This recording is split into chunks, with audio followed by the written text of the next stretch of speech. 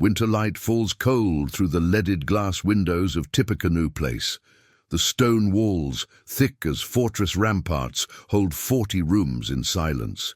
20 fireplaces carved from Italian marble and Mexican onyx stand unused, their mantles reflecting afternoon sun that touches them but brings no warmth.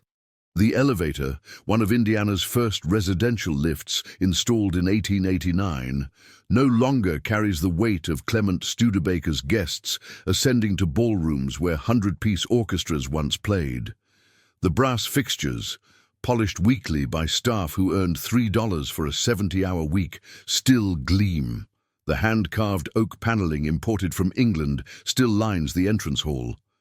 The crystal chandeliers still hang where they were suspended in 1889, each piece of cut glass positioned by craftsmen whose names nobody recorded. What remains is a restaurant where tourists eat prime rib and lobster beneath those same chandeliers, admiring the Richardsonian Romanesque arches and rough-cut limestone walls without knowing that every stone was laid by hands that never owned anything this grand, by men who went home to rented rooms in company-built housing and ate bread and beans while Clement Studebaker dined on imported European cuisine prepared by private chefs. The mansion cost $250,000 in construction, another $100,000 in furnishings, $350,000 total in 1889 money, equivalent to $40 or $50 million today, built from profits earned outfitting Union cavalry during America's bloodiest war. Clement Studebaker believed wealth bought permanence, that stone and marble could make a family immortal, that monuments survive when flesh fails. But 8 months after the grand opening, fire gutted the rooms he'd filled with imported tapestries and oil paintings and mahogany furniture, and another $100,000 vanished into emergency repairs that rebuilt everything destroyed. When the company collapsed in 1933, drowning in $14 million of debt and bankruptcy, the mansion passed to creditors who took it as payment for loans that would never be repaid. And the Studebaker name, once synonymous with American independence and quality and Midwestern values, became a lesson in how empires built on military contracts and factory labor always extract a price far higher than anyone admits or remembers. Was this a monument to American ingenuity or a tombstone marking the graves of 7,000 workers who built cars with their hands and died with nothing? The story begins where most American fortunes do, in war. February 1852, South Bend, Indiana. Population barely 3,000 souls scattered along the St. Joseph River bend that gave the town its name. 2 German immigrant brothers, Henry and Clement Studebaker, open a blacksmith shop in a rented wooden shack on Michigan Street. They shoe horses for farmers. They repair wagon wheels broken on rutted territorial roads. They forge iron tools and hinges and nails. They work 16-hour days for pennies, rising before dawn to light the forge, working until darkness made precision impossible, then collapsing into shared beds in rooms above the shop where winter cold came through walls so thin you could see daylight between the boards. The shop measures 12 feet by 14 feet. Smaller than a modern living room. The forge throws sparks against walls that could catch fire any moment. The tools are second-hand, borrowed or improvised. In good months, they clear $20 profit after rent and materials. In bad months, they eat what neighbors spare and consider giving up, returning east where factory work at least offered regular wages. This is not the origin story anyone remembers. The company would later claim its founders were visionary entrepreneurs who saw the future and built toward it with determination and foresight. The truth was simpler and more brutal. They were broke immigrants doing the only work available to men without land, education, capital, or connections, surviving day to day with no certainty that tomorrow would be better than today. But timing is everything in America. Luck is everything. The timing was perfect. The luck held. April 1861, Confederate artillery opens fire on Fort Sumter in Charleston Harbor. The Union fractures. War becomes inevitable. The Union Army needs wagons, thousands of them, then tens of thousands, to move troops, ammunition, medical supplies, artillery, food, equipment across battlefields and supply lines stretching from Virginia to Missouri. Every regiment needs transport. Every campaign requires logistics. Washington contracts spiral into the millions. The government will pay cash for wagons delivered on time with acceptable quality. Studebaker Brothers, manufacturing company, still operating from that tiny wooden shop with 2 forges and 8 workers, secures its first military contract through a procurement officer who happened to be passing through South Bend and needed local suppliers. 100 wagons at $75 each. $7,500. More money than the brothers had seen in their lives combined, more than their father had earned in a lifetime of farming in Germany before bringing his family to America in search of something better. They hire 8 more men. They work around the clock in shifts. They deliver on time, every wagon meeting specifications, built solid because soldiers' lives depended on axles not breaking and wheels not splitting under fire. The army orders 500 more wagons, then 1,000. Then continuous production, build until we tell you to stop. By 1863, Studebaker employs 50 workers in a new brick factory built with the profits from those first contracts. By 1865, the end of the war, they've produced thousands of military wagons and accumulated wealth that would have been unimaginable 4 years earlier when they were still eating neighbors' charity and wondering if the shop would survive another winter. The Civil War killed 620,000 Americans. It destroyed half the South's economy. It freed 4 million enslaved people into poverty without reparations or land or protection. It made the Studebaker brothers millionaires. War is good for business when you're selling to the government, and the government is desperate, and payment is guaranteed, and competition is minimal because most manufacturers are located in states that have seceded or are too small to fulfill large contracts. The mathematics of fortune-making through military supply would become familiar over the next century and a half. Studebaker just got there first. What came next was the familiar pattern of American industry: reinvestment, expansion, vertical integration. The brothers understood something essential about manufacturing: control the supply chain, control the profit. They bought timberland in Michigan to secure their own lumber. They opened a wheel factory. They established a paint shop. They purchased a hardware foundry. By 1875, Studebaker employed 300 workers and produced 11,000 wagons annually. By 1895, that number reached 75,000 wagons with 1,500 employees. The factory complex sprawled across 15 acres in South Bend. Warehouses, sawmills, forges, assembly lines before Ford perfected the concept. The mathematics was simple: minimize labor costs, maximize volume, undercut competitors through economy of scale. Studebaker wagons sold across America, South America, Australia, South Africa. Wherever settlers pushed into frontier territories, Studebaker wagons carried their possessions. The company advertised itself as the world's largest vehicle manufacturer. The slogan wasn't empty marketing. It was verifiable fact. But fortunes demand display. Old money hides wealth behind understated elegance and inherited discretion. New money builds monuments. New money needs the world to see what was achieved, to understand that poverty has been conquered, that the immigrant boy who started with nothing now has everything. Clement Studebaker, the younger brother and company president after Henry's death in 1895, commissioned Tippecanoe Place in 1886 when he was 54 years old and wealthy beyond anything his father could have imagined. The design came from Solon Spencer Beeman, architect of Pullman's company town outside Chicago, the same Pullman town that would explode in labor violence 8 years later when George Pullman cut wages by 25% without reducing rents on company-owned housing, proving that men who build perfect cities for workers rarely tolerate imperfect humanity or inconvenient demands for dignity.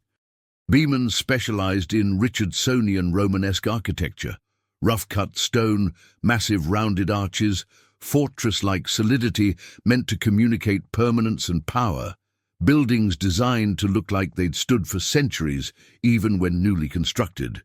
Tippecanoe Place followed this formula precisely. Construction required 3 years and consumed the labor of hundreds. Local stonemasons worked 8-month seasons quarrying and cutting limestone from Indiana quarries, shaping each block by hand with hammer and chisel, fitting stones without mortar in the old style where weight and precision created strength. Carpenters built the interior framing using old-growth timber from Michigan forests Studebaker owned. White pine and oak harvested by lumberjacks, earning $1.50 per day in camps where men slept in bunkhouses and ate beans and worked until injury or exhaustion ended their careers. Metalworkers forged the structural iron beams that supported the upper floors, heating metal in portable forges on site, hammering it into shape while it glowed red-hot, riveting connections that would hold for centuries. Glaziers installed hundreds of windows, leaded glass in geometric patterns, stained glass in the entrance hall depicting scenes from classical mythology, plain glass everywhere else. The work was skilled, dangerous, exhausting. Men fell from scaffolding. Burns from forges sent workers to doctors who charged fees they couldn't afford. Stone dust destroyed lungs over years of cutting and shaping, but the work paid wages. $1.50 or $2 per day when you could get it, and wages meant survival for families who owned nothing but their labor. The mansion rose slowly, stone by stone, beam by beam, a monument to one man's success built by hundreds of men's sweat. The main hall featured carved oak paneling imported from England, panels milled in Lancashire workshops, shipped across the Atlantic, installed by German craftsmen who'd learned their trade in European guilds and brought those skills to America, seeking better pay and opportunities that rarely materialized as promised. The library, Clement's favorite room, held floor-to-ceiling mahogany shelves built to display a book collection that eventually numbered 10,000 volumes, classics, histories, technical manuals, art books, leather-bound editions Clement purchased but rarely read because his education had ended at 14 when he left school to work in his father's blacksmith shop. The dining room seated 30 beneath a hand-painted ceiling depicting clouds and angels and architectural details in trompe-l'oeil that made the flat ceiling appear coffered and dimensional. 20 fireplaces, each unique, each carved by hand, each using different stone.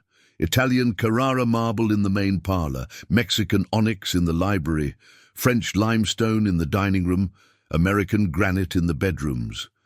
Each fireplace represented weeks of work by specialized stone carvers who earned $3 or $4 per day and spent that money in South Bend shops and saloons and boarding houses, circulating wages through the local economy, while the mansion absorbed $250,000 that never circulated again.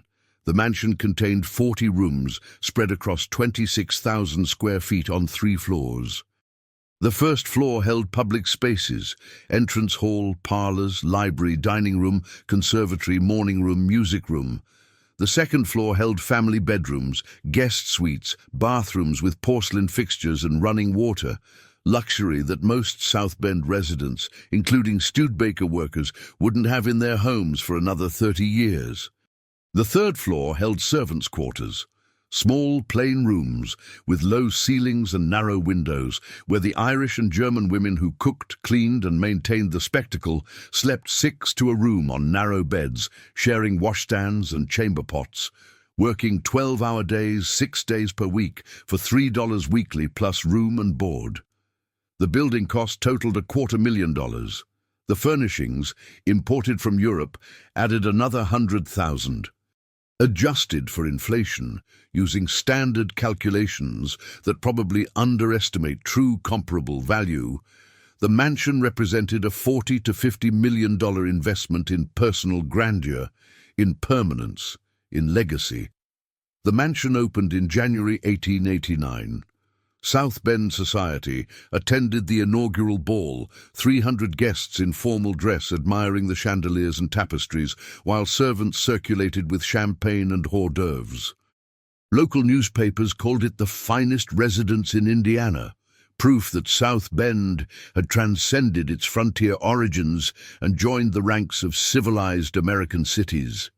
Clement Studebaker stood in his entrance hall, surrounded by imported luxury, and believed he had purchased immortality. But there's a detail the newspapers didn't emphasize, buried in back pages. The mansion was marketed as fireproof. Stone construction, metal framing, minimal wood interiors, modern safety engineering. That claim lasted 8 months, September 1889. A defective flue in one of those 20 magnificent fireplaces ignites the roof timbers. Stone doesn't burn, but everything inside stone does. Wood paneling, furniture, tapestries, rugs, books, paintings. The fire department arrives too late. Water pressure is insufficient. The flames consume the interior. By morning, only the stone shell remains, blackened and hollow. Clement Studebaker spends another $100,000 rebuilding, replacing everything destroyed, hiring the same craftsmen, importing replacement furnishings from the same European suppliers. The mansion reopens in 1890. The incident receives little attention. The Studebaker family never speaks of it publicly, but it should have served as warning. Monuments built to proclaim permanence are still made of flammable materials, and fortunes that seem fireproof can turn to ash faster than anyone expects.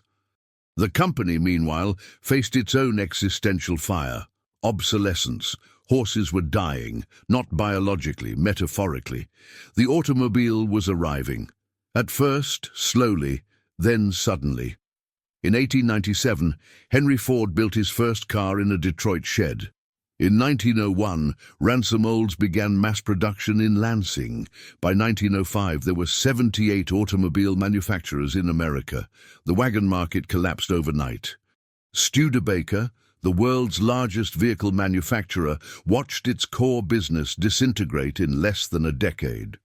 The company faced the choice every established industry faces when disruption arrives: adapt or die. Clement Studebaker, now in his 70s, chose adaptation. In 1902, Studebaker partnered with the Garford Company of Ohio to produce electric automobiles. In 1904, they introduced gasoline-powered cars built by Garford, but sold under the Studebaker name. The wagons continued. Farmers still needed them. Remote territories still lacked roads, but the future clearly belonged to internal combustion. By 1911, Studebaker manufactured its own automobiles in South Bend, ending the partnership with Garford. By 1913, wagons stopped entirely. 60 years of wagon-building expertise became irrelevant. The factory lines retooled, the workforce retrained, or was replaced. Studebaker reinvented itself as an automobile company just in time to catch the wave of American car culture exploding across the country. The numbers from this period tell the story of industrial transformation. In 1914, Studebaker produced 45,000 automobiles. In 1917, during World War I, that number dropped to 35,000 as the company shifted production to military trucks for the army. History repeating, war profits returning. But post-war demand exploded. By 1920, Studebaker manufactured 105,000 vehicles. By 1923, the peak year, production reached 146,000 cars. The company employed 15,000 workers in South Bend alone. The factory complex expanded to cover 80 acres. The payroll exceeded $30 million annually. Studebaker marketed itself as the Great Independent, the largest automaker not controlled by General Motors or Ford, proud of its family ownership and Midwestern values. The advertising emphasized quality, craftsmanship, reliability. Studebaker cars cost more than Ford's, but less than Cadillacs. Positioned for the rising middle class, for doctors and lawyers and store owners who wanted something better than basic transportation, but couldn't afford luxury. The strategy worked. For a decade, Studebaker thrived, but the economics of automobile manufacturing were unforgiving. Success required scale. The larger you built, the lower your unit costs, the more competitive your pricing, the more cars you sold, the larger you grew. It was a feedback loop that rewarded bigness and punished independence. General Motors understood this. So did Ford. Studebaker, still family-controlled, still operating as a private company, remained locked in the older model of careful growth and conservative financing. When smaller competitors began failing in the mid-1920s, Studebaker's board made a decision that seemed logical at the time, but proved catastrophic. They would acquire their way to scale. In 1928, Studebaker purchased Pierce Arrow, a luxury car manufacturer, for $8 million. The acquisition brought prestige. Pierce Arrow built cars for presidents and millionaires, but also massive debt and operational headaches. Pierce Arrow lost money. Its factory in Buffalo, New York, required expensive modernization. Its model line overlapped with Studebaker's own luxury offerings. The company had paid top dollar for a declining asset right before the world economy collapsed. What happened next is well documented, but bears repeating because the pattern appears across American industrial history with such regularity it functions as law, as predictable as gravity, as inevitable as rust. October 1929, the stock market crashes. Within months, automobile sales plummet as consumers lose confidence and credit dries up and dealerships go bankrupt, unable to pay for inventory. In 1930, Studebaker sells 88,000 vehicles, down from 120,000 the year before, a 27% drop that wipes out an entire year's profit. In 1931, sales dropped to 43,000, half the previous year, worse than anyone predicted. In 1932, just 22,000 cars leave the factory, an 82% collapse from peak production 3 years earlier. The company bleeds money at a rate that accelerates with each quarterly report. $15 million in losses over 2 years, then $5 million more, then another $8 million. The board, led by President Albert Erskine, faces the math that every executive faces during depressions: cut costs to match revenue or face bankruptcy and lose everything. Erskine chooses cuts, deep cuts, brutal cuts. Wages are reduced by 15% effective immediately. No negotiation, no discussion, just announcements posted on factory walls telling men they'll earn less starting Monday.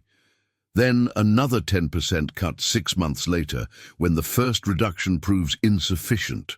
Workers who'd been earning 35 cents an hour now earn 27 cents. Men who'd been making $14 for a 40-hour week now take home $11 and change. The difference between $14 and $11 is $3, which doesn't sound like much until you understand that $3 bought a week's worth of groceries for a family of 4, or a month's worth of coal for heating, or the doctor visit when your child developed pneumonia in a drafty house you couldn't afford to keep warm enough. $3 was everything when you had nothing extra. Thousands of workers are laid off entirely. Not temporarily, not with promises of recall when business improved, just terminated, given their final check, and told to clear out their lockers and not come back. The factory runs half shifts, then quarter shifts. Benefits are suspended, medical coverage stops, pension contributions cease. The company stops putting money into the retirement fund while continuing to promise workers they'll receive pensions someday, somehow, when things get better. Meanwhile, Erskine continues paying dividends to shareholders, $3 million distributed in 1931 and 1932, even as the company hemorrhages red ink and workers lose their homes. The logic was cold but consistent with American business practice, encoded in corporate law and boardroom culture. Creditors and shareholders came first, workers came last, and when there wasn't enough money for both, labor took the hit while capital preserved its returns. Studebaker's board of directors, meeting in mahogany-paneled rooms in Chicago, calculated that maintaining dividend payments preserved stock price and shareholder confidence, which made future capital raises possible if recovery occurred. They calculated that workers, having no alternative employment options in South Bend, would accept wage cuts rather than quit, which proved correct. They calculated that suspended pension contributions saved immediate cash without triggering immediate consequences, since nobody was retiring in the middle of the Depression anyway, which also proved correct in the short term. What they didn't calculate, or chose not to consider, was the long-term human cost of decisions that prioritized financial engineering over worker welfare. Or maybe they did calculate it and decided the cost was acceptable. The minutes from board meetings don't record those discussions. What's documented is numbers, revenue, expenses, losses, cuts. What's not documented is suffering, though suffering was real and immediate and widespread.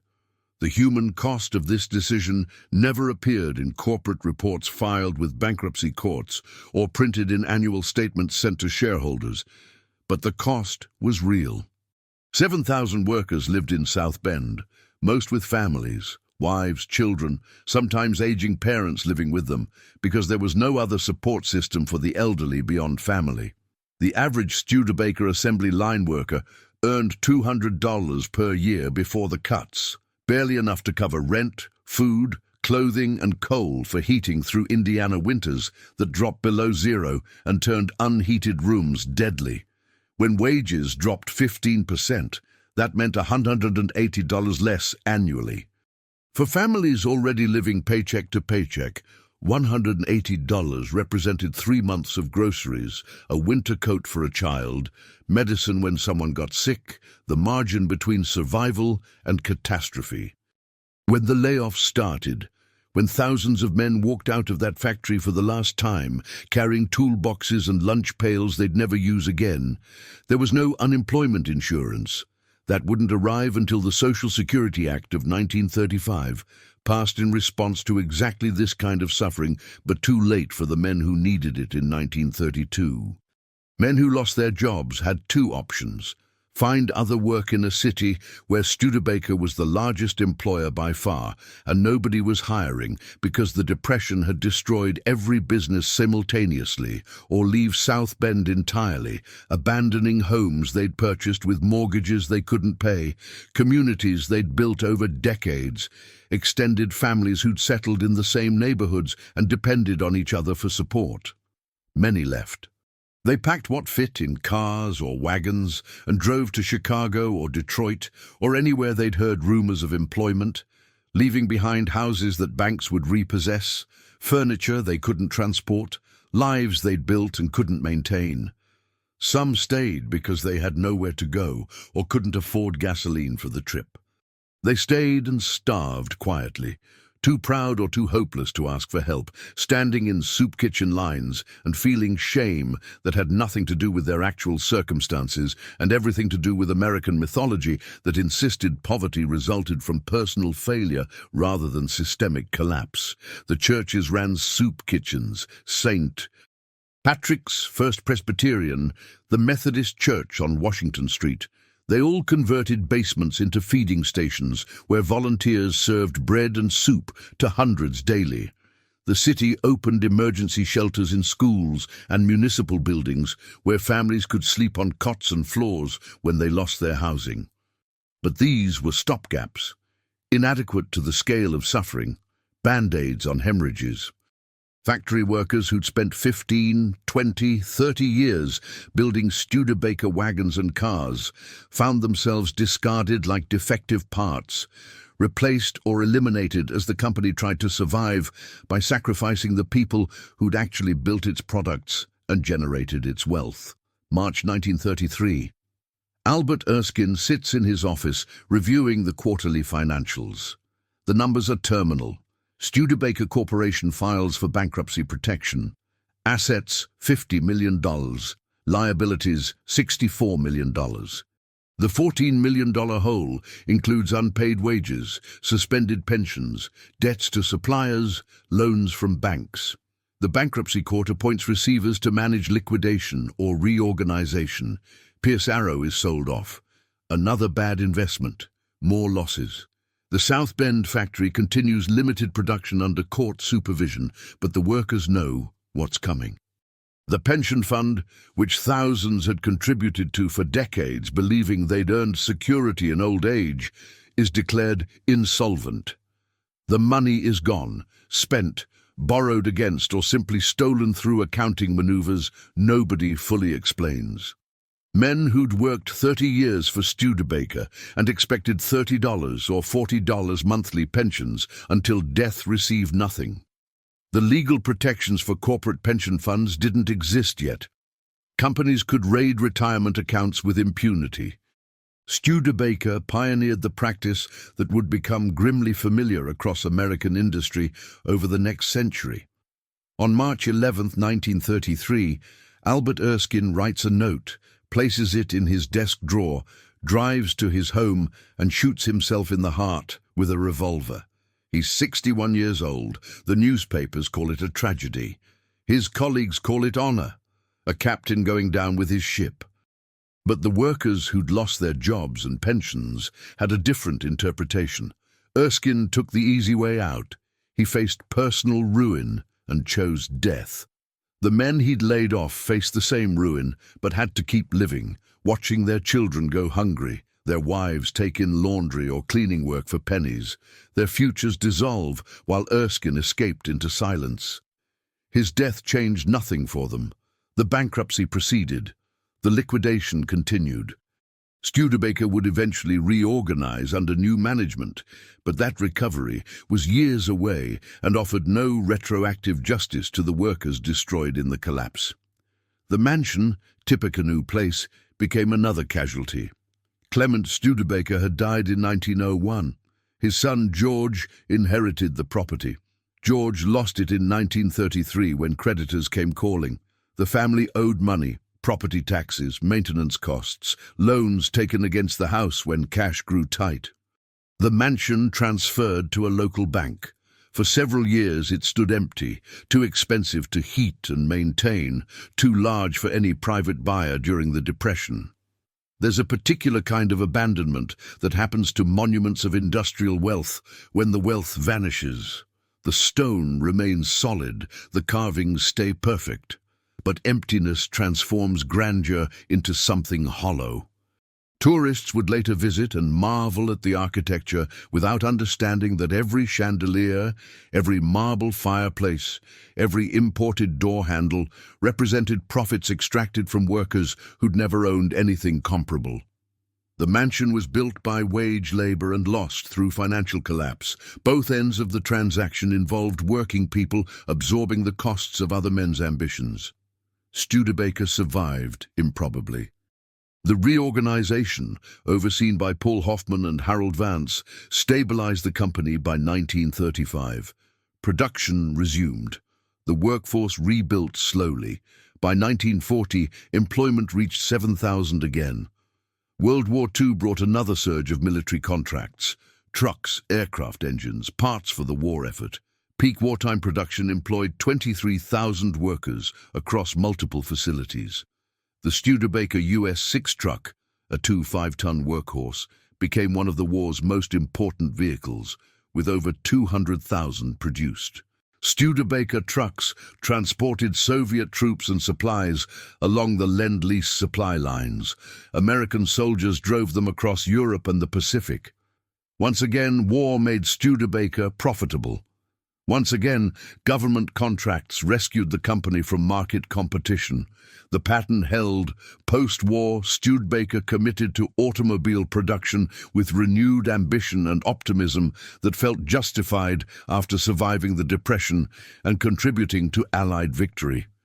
The company emerged from World War II with cash reserves, modern equipment purchased with government contracts, and a workforce experienced in precision manufacturing.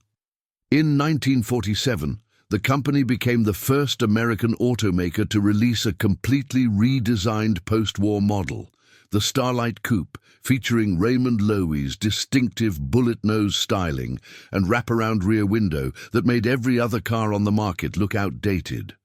The design won awards from automotive journalists and industrial design organizations.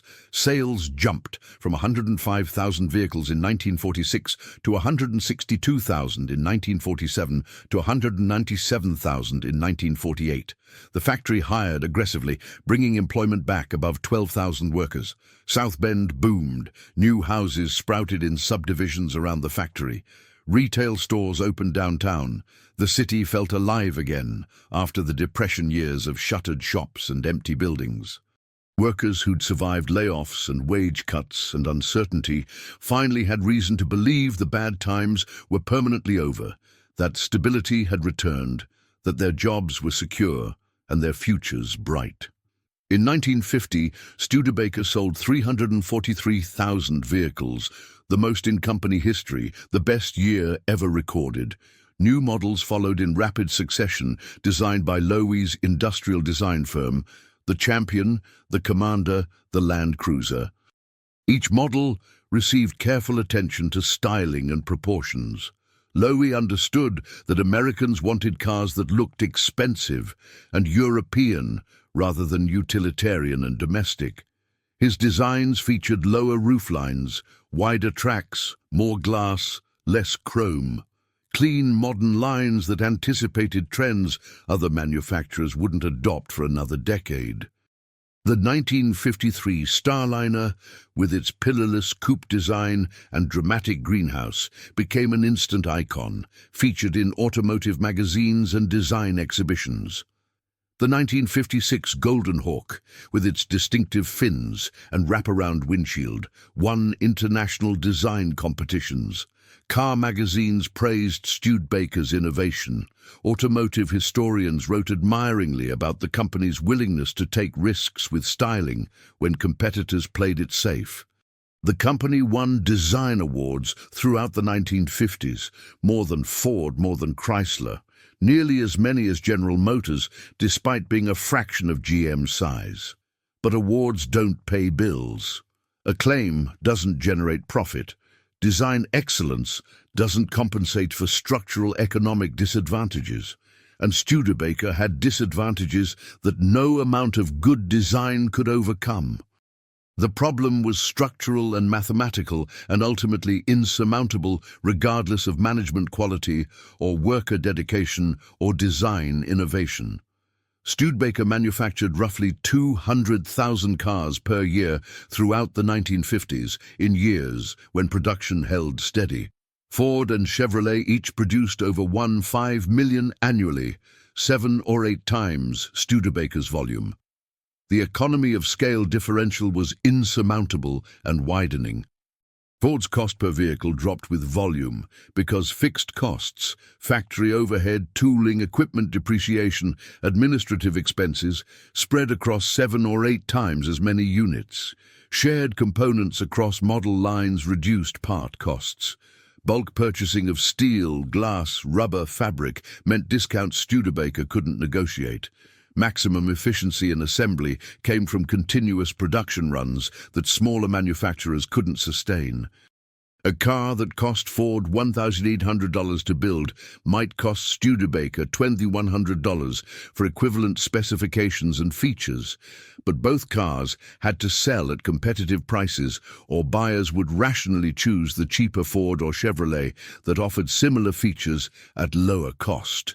The math was brutal and binary. Studebaker either matched Ford's pricing and lost money on each sale, or raised prices to cover costs and lost market share to cheaper competitors. There was no third option.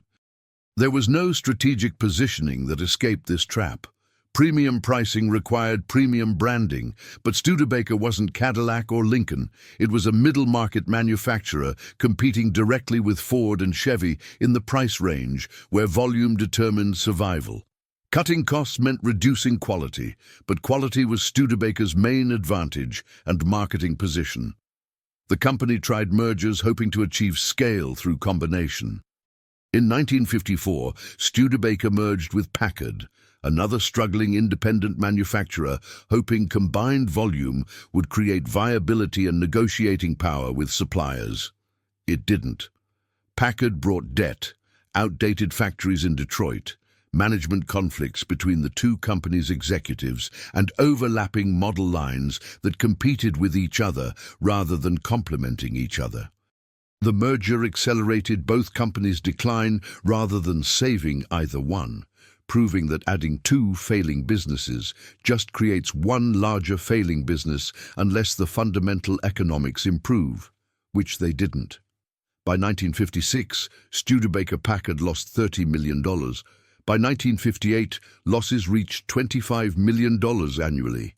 The South Bend factory operated far below capacity, built to produce 250,000 vehicles per year, but manufacturing fewer than 100,000.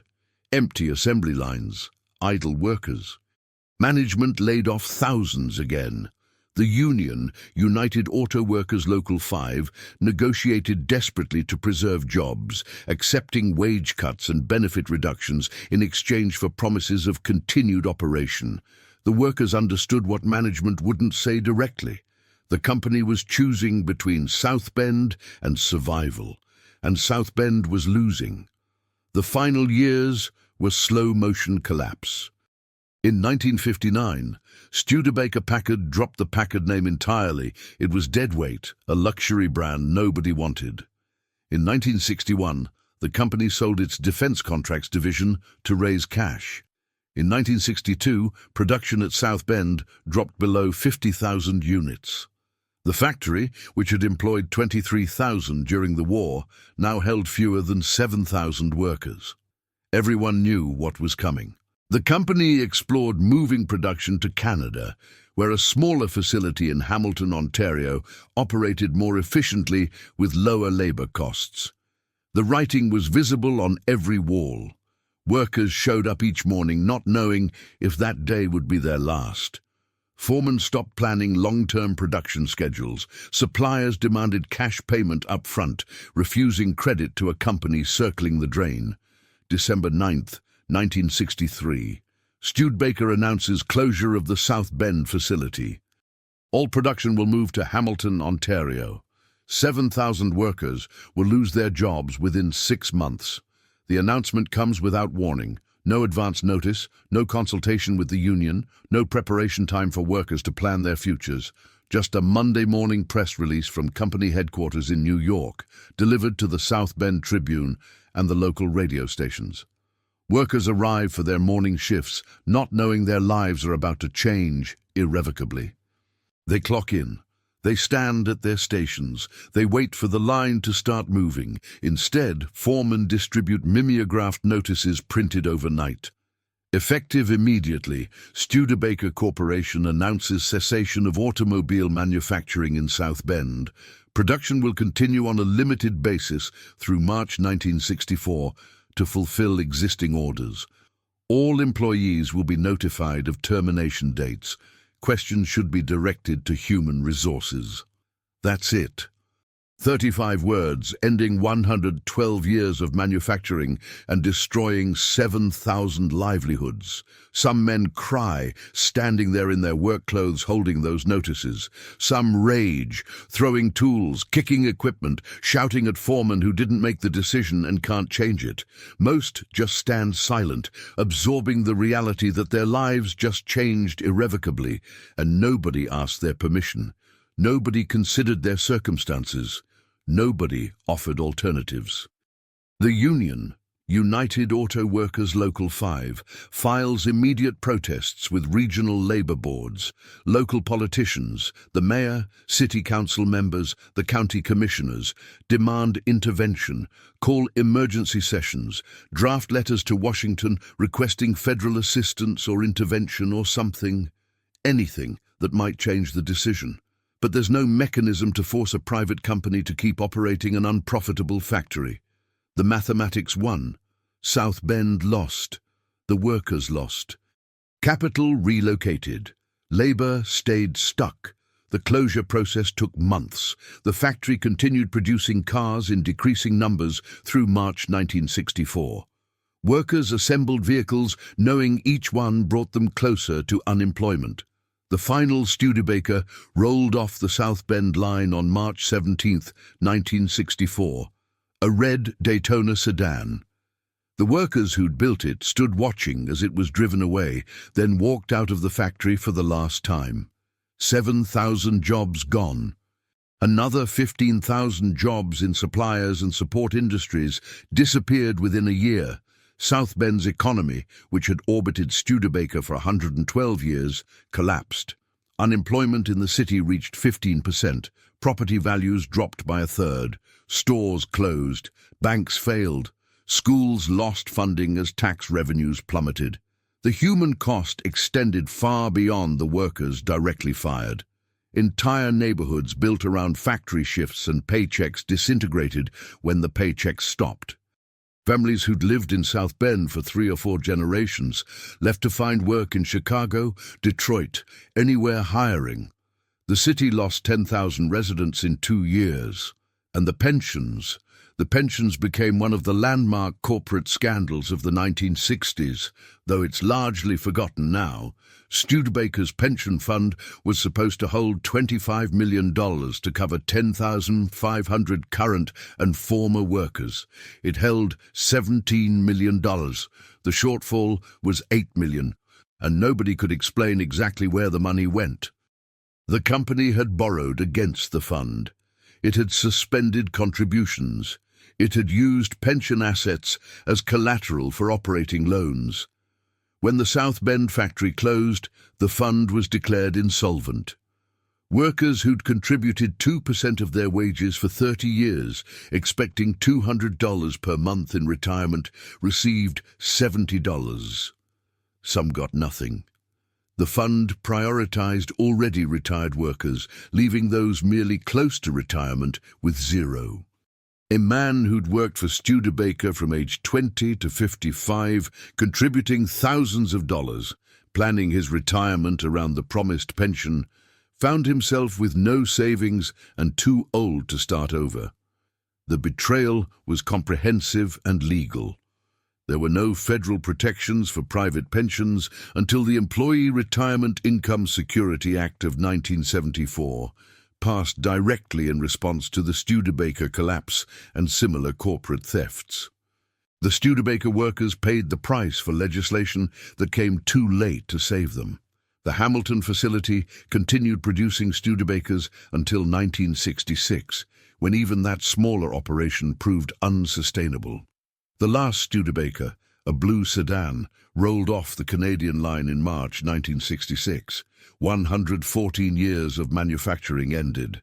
The Studebaker name disappeared from American roads. A few thousand cars survived in collectors' garages and car shows maintained by enthusiasts who remember when Studebaker meant something. The buildings in South Bend stood empty for decades. Some were demolished, some converted to other uses. The massive factory complex that once hummed with 23,000 workers now houses a mix of small manufacturers, storage facilities, and vacant lots where grass grows through broken concrete. Tippecanoe Place, remarkably, survived. After years of vacancy, a local group purchased the mansion in 1968 and converted it into a restaurant. The decision made practical sense. 40 rooms, grand dining spaces, proximity to downtown, architectural distinction. The restaurant opened in 1979 and has operated continuously since. Patrons can book tables in the library, the conservatory, the main dining room. They can admire the carved fireplaces, the oak paneling, the leaded glass. The menu features steaks, seafood, wine, upscale American dining for special occasions. The atmosphere is carefully preserved historic elegance. Tour groups visit during off hours to photograph the architecture.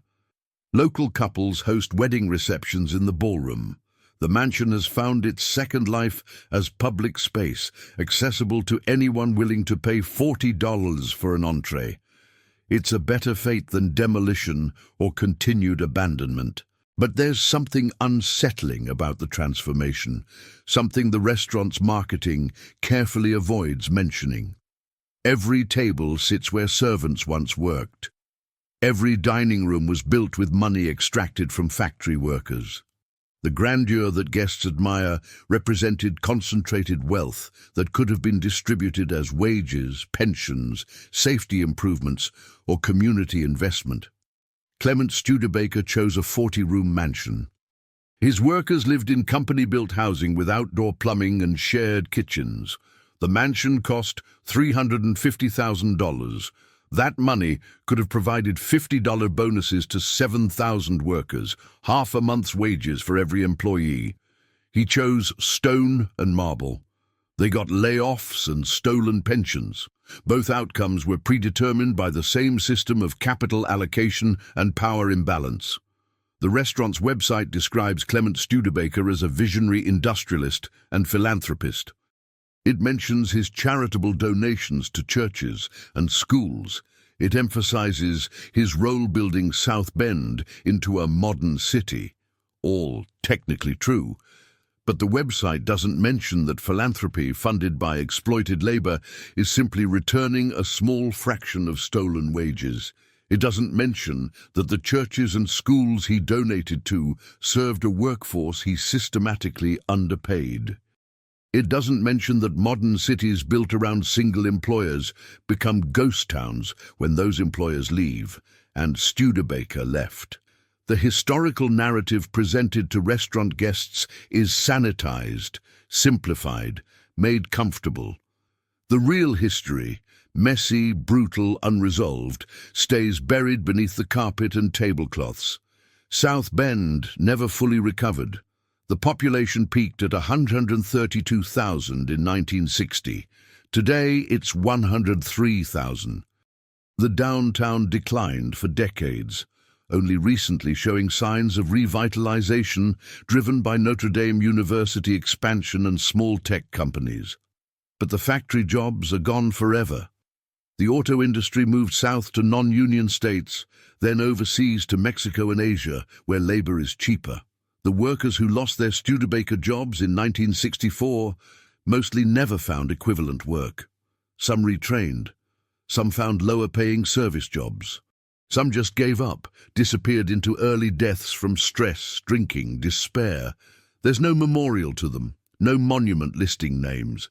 The city has a Studebaker National Museum displaying vintage cars, but it focuses on the vehicle's design and engineering, not the hands that built them or the lives destroyed when production stopped.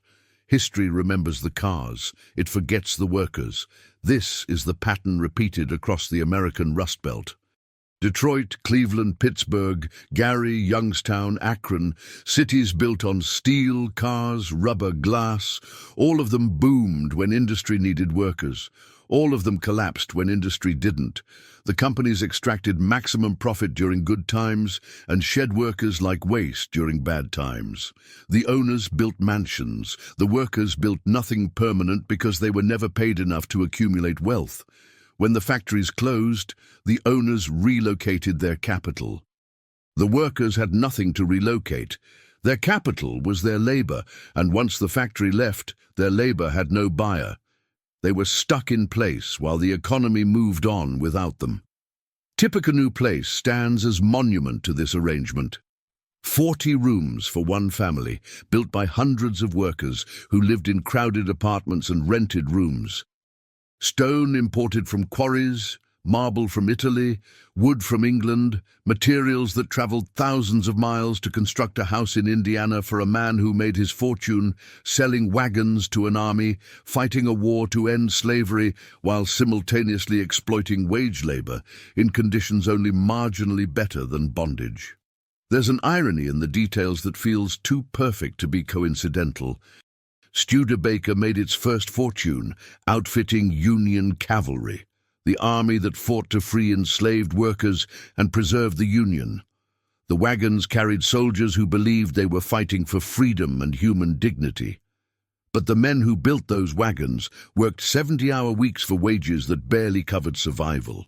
They had no vote in company decisions. They could be fired without cause. Their labor was purchased at market rates, but the market was designed to favor capital over labor at every turn. The legal framework, the political system, the cultural assumptions, all tilted toward ownership. The workers weren't enslaved, but they weren't free in any meaningful sense beyond the technical.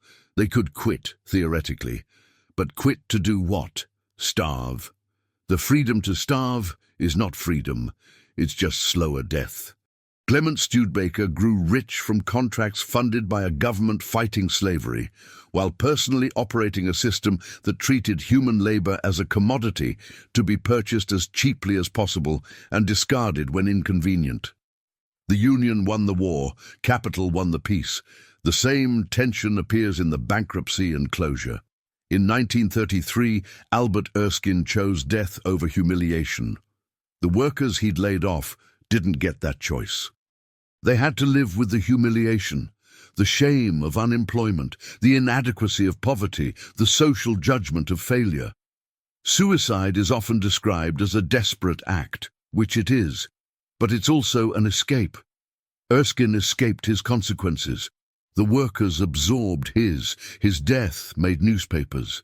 Theirs happened silently over decades. Heart attacks at 55, strokes at 60, cirrhosis, emphysema, cancers linked to factory chemicals nobody warned them about.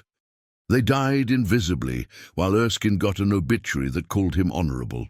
The differential treatment persists through history. We remember the names of industrialists. We forget the names of workers. Clement Studebaker has a mansion with his name on it. The men who quarried the stone, laid the foundation, carved the fireplaces, they're anonymous. Their graves are unmarked or marked with simple stones that list birth and death dates without context. History decided their lives were less important than the lives of their employers. That decision becomes self-fulfilling. We remember what we memorialize. We memorialize who had power. Power buys monuments. Monuments survive. The cycle perpetuates. But occasionally, someone asks uncomfortable questions. When Tippecanoe Place opened as a restaurant, some former Studebaker workers objected. Not publicly, they weren't in a position to make demands, but privately in conversations with reporters who occasionally wrote retrospectives on the factory closure. These workers said it felt wrong to celebrate Clement Studebaker's mansion, while the pensions he'd implicitly promised remained unpaid. It felt obscene to serve expensive meals in rooms built with profits extracted from their labor while they lived on Social Security checks, insufficient to cover rent and groceries. The restaurant owners responded that the mansion was historic preservation, that it created jobs, that it brought tourism dollars to South Bend. All true. But those arguments avoided the central complaint. The mansion existed because wealth was concentrated upward, and that concentration had devastating consequences for the workers who generated the wealth. Preserving the mansion as a historical site preserves the evidence of that extraction without acknowledging the crime. It's like preserving a plantation house while ignoring the slave quarters, technically historical, functionally propaganda. The Studebaker story is exceptional only in its documentation. Similar patterns occurred across every American industry during the same period. Carnegie's steel workers, Rockefeller's refinery workers, Ford's assembly workers, Pullman's railroad workers, Westinghouse's electrical workers. Every industrial fortune followed the same formula: pay workers as little as possible, extract maximum profit, concentrate wealth upward, build mansions and monuments, and when the business inevitably failed or relocated, let the workers absorb the costs.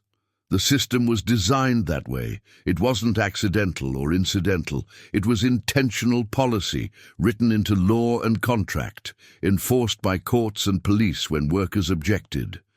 The few protections that exist now, minimum wage, unemployment insurance, pension security, OSHA regulations, came only after decades of labor violence and political struggle. They weren't granted voluntarily. They were extracted through strikes, riots, and eventually legislation passed over fierce business opposition. Every protection workers have today represents a concession taken by force or threat of force from ownership classes that fought every change. Studebaker resisted unionization until the 1930s. When workers finally organized, the company fought them. When the UAW won recognition, Studebaker executives complained publicly about government interference in private business. They wanted the freedom to operate without restriction, which meant the freedom to pay low wages, provide minimal safety, and abandon workers when convenient. That freedom, which they called capitalism, was precisely what destroyed South Bend. The mathematics of the situation were always clear. Large-scale automobile manufacturing requires enormous capital investment and operates on thin profit margins. Only companies achieving scale can survive. Independent manufacturers like Studebaker, Hudson, Nash, Packard all struggled, all merged or failed. The only viable business model was bigness. But bigness requires prioritizing efficiency over human cost. Workers become inputs like steel or rubber, purchase at market rate, use until depleted, replace with cheaper alternatives when possible. The system cannot accommodate considerations like loyalty, community, legacy. Those are costs that reduce profit and threaten competitiveness. When Studebaker closed South Bend, management said it was inevitable. Market forces, global competition, modern economics. But market forces are human decisions accumulated and systematized. Someone designed the market. Someone wrote the rules. Those decisions and rules prioritized capital mobility over labor stability, corporate profit over community sustainability, shareholder returns over worker security. The market didn't force Studebaker to close South Bend. The market's designers, legislators, regulators, judges, business leaders created conditions where closing South Bend became the rational choice within a system that defined rationality as maximum return on investment measured in quarterly increments.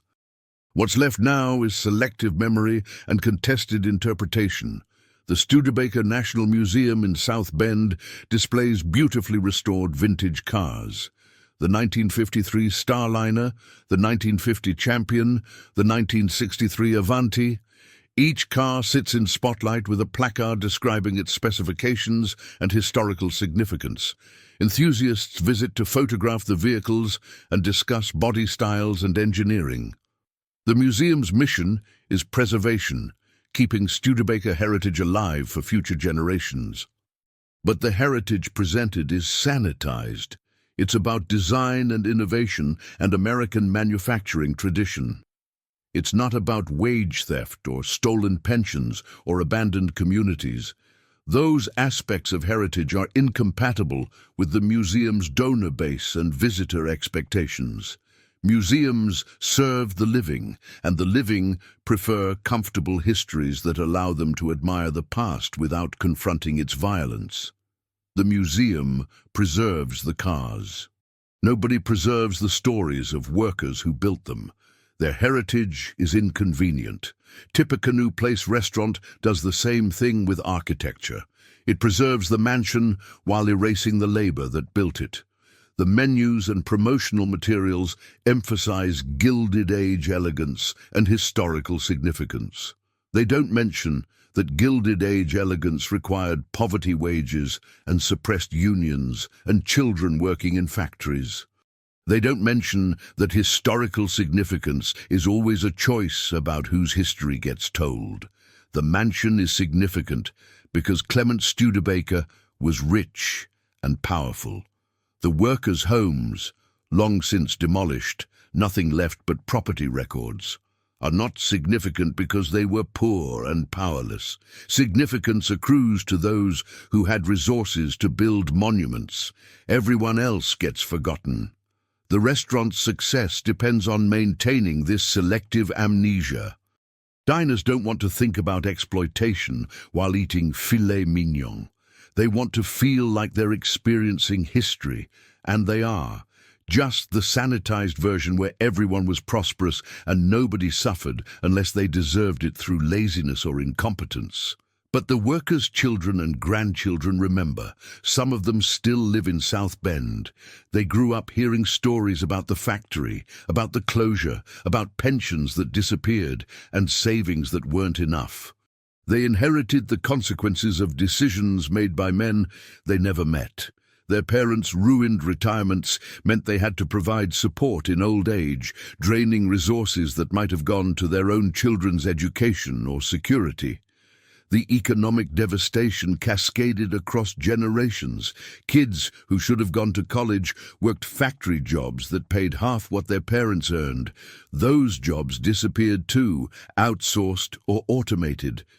Now those kids' children face a Midwest Rust Belt economy with few opportunities and diminishing prospects. 3 generations removed from Studebaker's closure, the damage persists.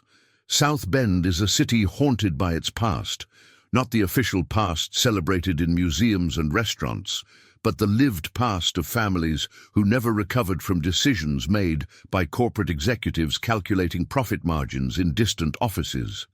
This is not ancient history. Some of the workers laid off in 1963 are still alive. They're in their 80s and 90s now, living on Social Security and whatever savings they managed to accumulate after losing their Studebaker pensions. Occasionally, a reporter interviews one for a retrospective piece on the factory closure's anniversary. The workers say similar things. They're not bitter. They understand business is business. They're proud of the cars they built. This is the language of people who learned that expressing anger accomplishes nothing except making them look unreasonable. They've internalized the logic that destroyed them. But beneath the careful words, you can hear loss. They remember when South Bend was a factory town, when a man could work 40 years and retire with dignity, when neighborhoods were full of children and hope. That world ended. It ended because keeping it alive would have cost wealthy people money, and wealth protects itself, always has, always will.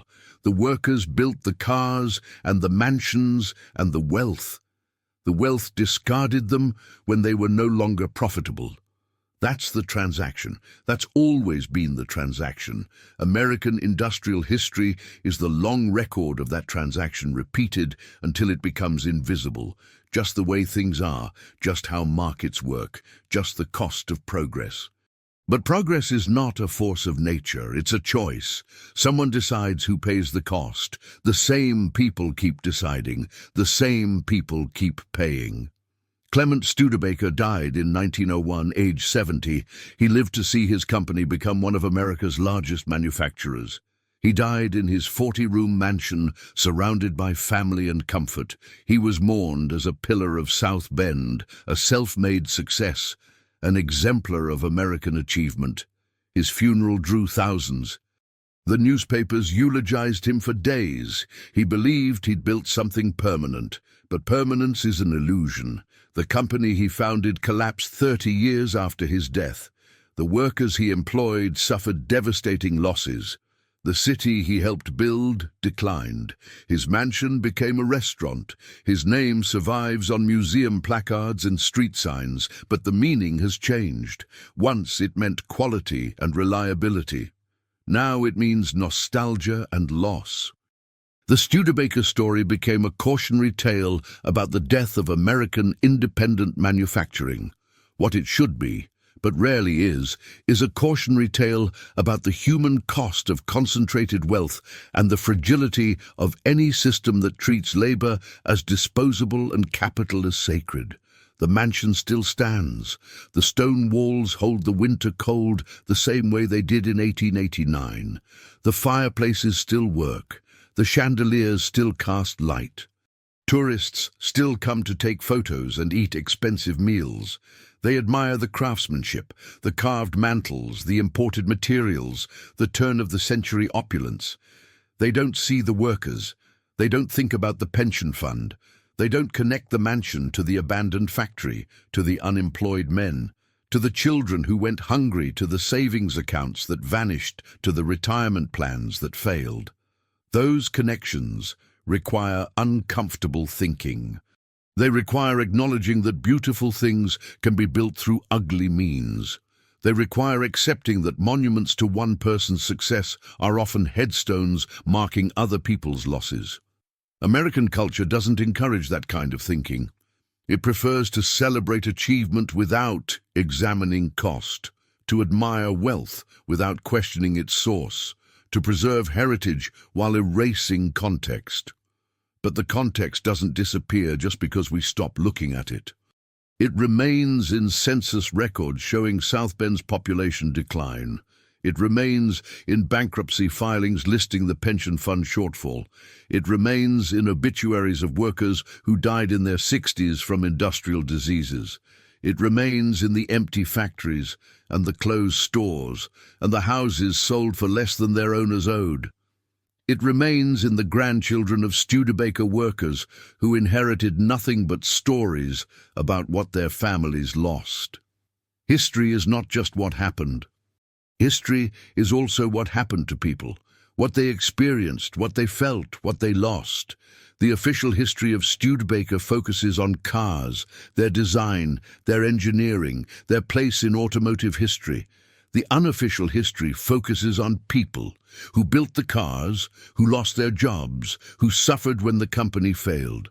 Both histories are true, but only one is preserved and presented and celebrated. The other requires excavation. It requires asking questions that make people uncomfortable. It requires refusing to accept that the way things were was the way things had to be. Was Tippecanoe Place a monument to American ingenuity? Yes. Was it also a monument to American exploitation? Yes. Can both be true simultaneously? Of course. The mansion represents the best craftsmanship of its era, skilled artisans creating something designed to last centuries. It also represents the worst aspects of Gilded Age capitalism, wealth concentrated so thoroughly that one family could spend $350,000 on a house while their workers lived paycheck to paycheck. Both realities exist in the same stone walls. The question is, which reality we choose to emphasize when we tell the story. The restaurant chooses ingenuity. The tourist brochures choose architectural significance. The museum displays choose industrial heritage. These choices aren't neutral. They're ideological. They present a version of history that makes current wealth seem justified and current inequality seem natural. They avoid questions that might make wealthy patrons uncomfortable, and they work. Most visitors leave Tippecanoe Place thinking about the beauty of the mansion, not the poverty of the workers who built it. Mission accomplished. But some questions can't be contained forever, can't be buried beneath tablecloths and wine lists and marketing brochures. Eventually someone asks, and once the question is asked, it can't be unasked. Why do we preserve the mansions of industrialists but not the homes of workers? Why do we display the cars but not the tools that built them? Why do we remember the names of owners but not the names of laborers? Why do we celebrate achievement without acknowledging cost? Why do we treat history as neutral when it's always told from a particular perspective that serves particular interests? These questions don't have comfortable answers. The comfortable answer is that workers' lives weren't significant enough to preserve, that historical importance accrues naturally to those who built empires and changed industries and accumulated wealth. But that answer reveals the problem rather than solving it. Significance is assigned, not inherent. We decide what matters. We choose what to preserve and what to let decay. We select which stories to tell and which to forget. And for most of American history, we've decided that capital matters and labor doesn't. We've decided that owners deserve monuments and workers deserve forgotten graves. We've decided that the beauty of the mansion justifies the exploitation that funded it, that we can admire the architecture without acknowledging the hands that laid the stones, that we can celebrate industrial achievement without mourning industrial victims. These aren't facts of nature. They're not inevitable outcomes of historical processes beyond human control. They're choices, deliberate, repeated, systematic choices about who gets remembered and who gets erased, whose version of events becomes official history and whose version disappears into unmarked graves and forgotten conversations and stories that die when the last person who remembers them dies. South Bend is trying to reinvent itself now, joining the long list of Rust Belt cities, attempting post-industrial transformations that sometimes work and sometimes just delay inevitable decline. The city markets its location between Chicago and Detroit, its university presence with Notre Dame, bringing students and faculty and research funding, its lower cost of living compared to major metros attracting remote workers and retirees. Young professionals are moving in, attracted by affordable housing in historic neighborhoods and the promise of downtown revitalization that's been promised for decades and sometimes even materializes in the form of new restaurants and coffee shops and boutiques in renovated buildings. Tech startups are opening offices in converted warehouses, hiring programmers and designers and marketing specialists who work on websites and apps and digital services that create no physical products and employ a fraction of the people a factory would have employed. The downtown shows signs of revival, new construction, restored storefronts, sidewalk cafes that close in winter but look promising in summer. Maybe South Bend will recover. Maybe the post-industrial economy will bring new prosperity that doesn't depend on a single employer and thus won't collapse if that employer leaves. Maybe the children of laid-off Studebaker workers will find opportunities their parents never had. Will build careers that don't end abruptly when corporate executives in distant cities calculate that closing a factory improves quarterly returns. Maybe. But even if South Bend fully recovers, even if the population returns to 1960 levels and median incomes rise and the empty factories are repurposed as loft apartments and art galleries and event spaces, even if every economic indicator points upward and every quality of life metric improves, the question remains unanswered, the underlying issue unresolved. Who pays when economies transition? Who absorbs the cost when industries fail? Who suffers when capital relocates? Studebaker's closure taught a lesson that America refuses to learn, a lesson written in the bodies and lives and destroyed futures of 7,000 workers and their families. The lesson is that treating labor as disposable and capital as mobile creates human wreckage that takes generations to clean up, if it ever gets cleaned up at all. If cleanup is even possible when the damage extends beyond economics into psychology and culture and collective memory. The cost of Studebaker's failure wasn't just $64 million in liabilities written off in bankruptcy court. The cost was 70 years of reduced prospects for thousands of families who'd committed their lives to a company that discarded them without ceremony or compensation or recognition when they were no longer profitable, when keeping them employed would have required sacrificing shareholder returns, when the choice came down to workers or wealth, and wealth won, as it always wins when the choice is presented in those terms. The mansion stands, the factory crumbles, the workers are gone. That's the monument.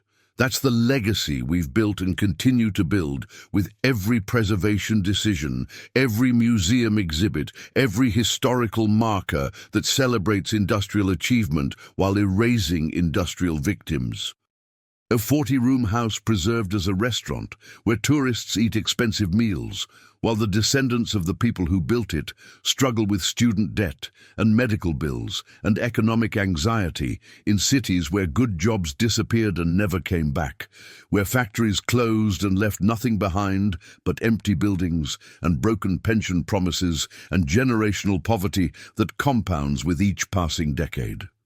American industrial history in miniature, repeated across every Rust Belt city, every closed factory, every abandoned mill town. Beautiful buildings that survive, destroyed lives that don't. Both histories equally true, but only one preserved and celebrated and presented to tourists as heritage worth protecting. The restaurant tells the Studebaker family story: immigrant success, industrial vision, American achievement. This tells the workers' story: immigrant exploitation, industrial collapse, American abandonment. Both happened in the same place, used the same materials, involved the same buildings. Both are etched into the same stones that form Tippecanoe Place's walls. The mansion holds both narratives simultaneously: achievement and exploitation, grandeur and suffering, beauty and cost. The question we face looking at Tippecanoe Place now, eating in rooms built by wage labor and preserved by selective memory, is which story we want to remember and which story we're willing to acknowledge. The answer reveals what we value. And what we value determines what happens next. When the next company closes, when the next workers lose their pensions, when the next city watches its economy collapse because someone in a distant office calculated that abandoning a community was more profitable than sustaining it. The pattern continues until we decide it shouldn't.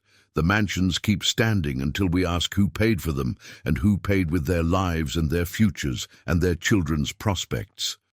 The restaurants keep serving until we remember whose labor filled those rooms and whose wealth extracted value without ever returning it.